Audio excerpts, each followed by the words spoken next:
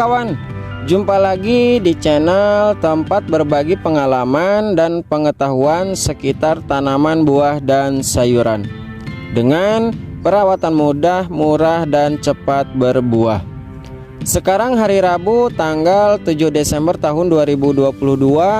Kebetulan hari ini saya tidak ada jadwal perawatan cabai tanpa mulsa ini, sehingga saya buatkan konten ini di hari ini. Berikut dokumentasi di beberapa minggu yang lalu. 3 hari terakhir ini hujan turun sangat lebat, sehingga saya perbaiki saluran air di sekitar bedengan dibuat lebih dalam lagi dan bedengan dibuat lebih tinggi. Kali ini saya tidak akan membahas tentang pertumbuhan cabai tanpa mulsa ini, dikarenakan ada beberapa pertanyaan dari para sahabat bagaimana cara yang saya gunakan dalam mengatasi gulma atau rumput, mengingat cabai yang saya tanam tanpa plastik mulsa. Sehingga timbul pertanyaan tersebut. Bisa kawan-kawan lihat ya di setiap konten-konten saya sebelumnya, apakah terlihat ada rumput atau gulma yang kondisinya kuning atau mengering yang diakibatkan obat rumput atau herbisida? Saya rasa tidak ada ya, karena sama sekali saya belum menggunakan obat rumput hingga hari ini.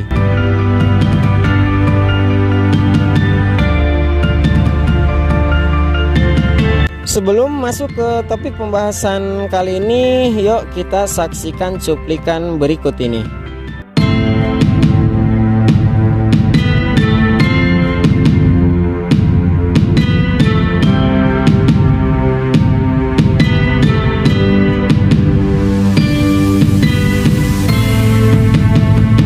Kohe yang saya gunakan kali ini tanpa dilakukan fermentasi terlebih dahulu ya. Dengan catatan kohe tersebut harus lebih dari 1 atau 2 bulan setelah diambil dari kandang.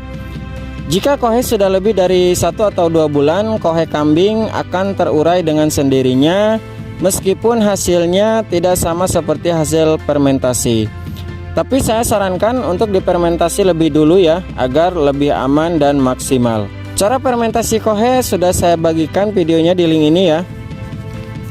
Dikarenakan fermentasi itu membutuhkan waktu yang cukup lama hingga berminggu-minggu, maka saya putuskan kohe langsung dikubur di setiap jarak tanaman. Kemudian saya biarkan kohe tersebut difermentasi langsung oleh alam tanpa digunakan E4 atau bahan lainnya untuk bahan fermentasi. Dan ini bukti fisik kohe yang sudah lebih dari 2 bulan yang sudah diambil dari kandang, kemudian dimasukkan ke dalam karung. Lalu dibiarkan terbuka seperti ini agar terkena panas dan hujan. Dan kohe ini akan terurai dengan sendirinya ya oleh binatang seperti cacing, semut, dan binatang lainnya.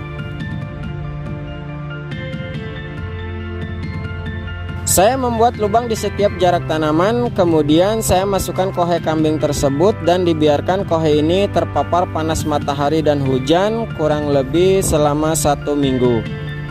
Penyebab utama jika kohe tanpa difermentasi adalah jamur dan gulma. Dari kedua masalah itu yang akan kita temui. Dikarenakan proses fermentasi kohe saya percayakan kepada alam, sehingga cara lain yang saya pikirkan adalah biji gulma dari kohe ini. Karena biji-biji gulma tidak hancur ketika dimakan atau dicerna oleh kambing, biji gulma akan ikut terbuang dan menyatu dengan kotoran, sehingga saya mencari ide untuk mengatasi biji gulma yang terdapat pada kohe kambing ini.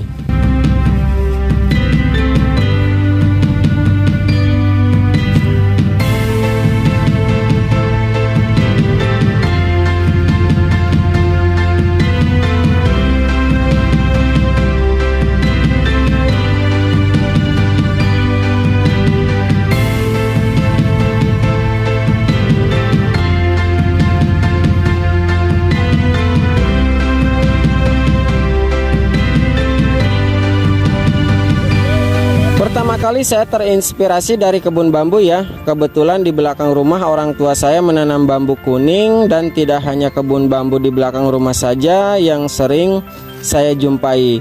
Karena di kampung saya ada beberapa banyak kebun bambu. Saya selalu mempelajari segala sesuatu yang ada di dunia ini, dan saya sangat meyakini bahwa segala sesuatu yang diciptakan Tuhan di dunia ini ada banyak manfaatnya. asal kita mau mempelajari dengan pembuktian secara nyata dan ilmiah. Saya memperhatikan di setiap kebun bambu tidak banyak ditumbuhi rumput-rumput liar seperti ilalang, gulma, atau rumput yang sering kita temui di lahan pertanian. Tapi tidak tahu juga ya kebun bambu yang ada di sekitar kawan-kawan. Dari situ saya mulai uji coba memakai daun bambu kering. Sebagian ada juga daun kering yang saya gunakan selain daun bambu. Setelah kohe dibiarkan terbuka kurang lebih 1 minggu, kemudian saya tutup kohe di setiap lubang dengan daun bambu kering, kemudian saya tutup dengan tanah.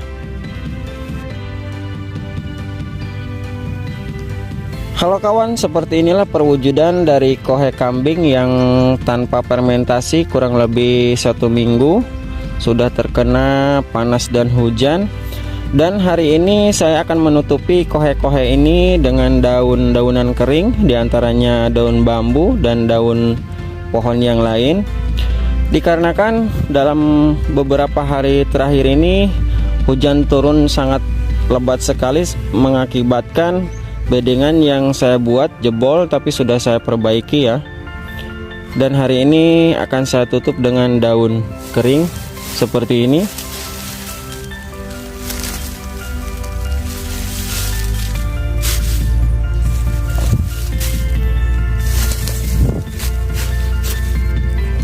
Kemudian akan saya tutup dengan tanah. Oke kawan, saya akan mengerjakannya dulu.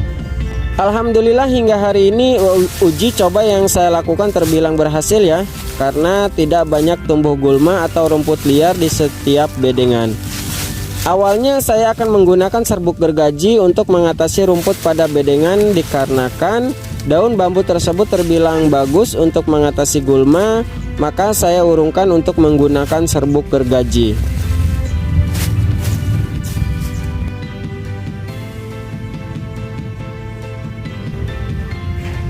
Setelah setiap lubang saya tutup menggunakan daun kering seperti ini.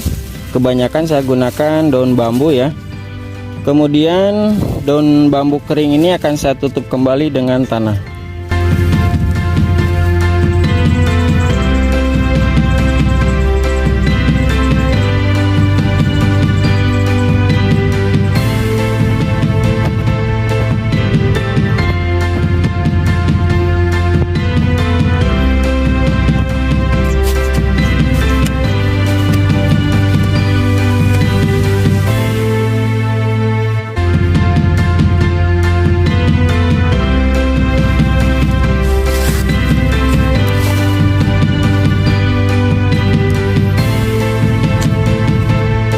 Oke kawan, proses penutupan kohe kambing tanpa fermentasi menggunakan daun bambu yang sudah kering sudah selesai. Kita lihat perkembangan di beberapa minggu ke depan.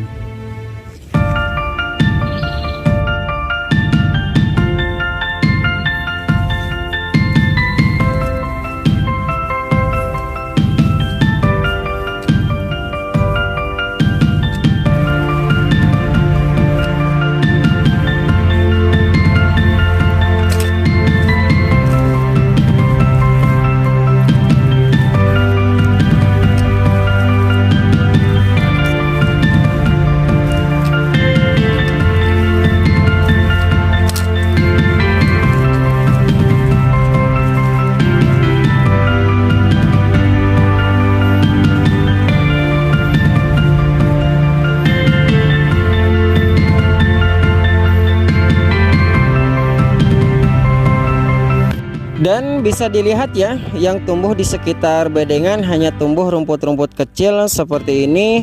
Dan rumput ini terbilang mudah dicabut atau bisa ditutup dengan tanah ketika meninggikan bedengan.